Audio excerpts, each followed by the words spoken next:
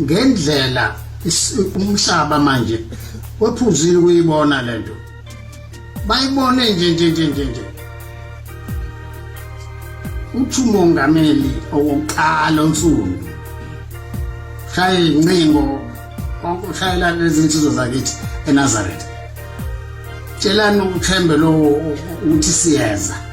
yeza lapho kusho umongameli uMadiba oqala nje onsundu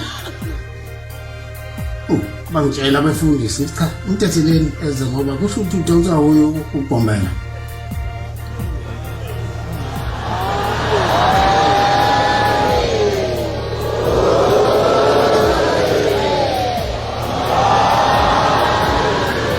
Mase fikile la ekhaya ebuhleni cha lezi insizwa zakithi frontline lo hayi ukhuthela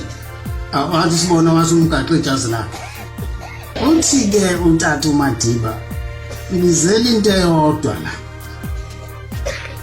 la ngizothatha inhlanhla ekhaya kithi zokuhola lesi sizwe sakithi sezixubene nezinye izizwe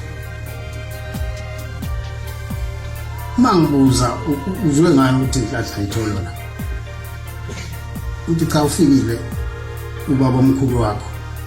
ngathi angize ngizothatha inhlanhla uwe namaNazaretha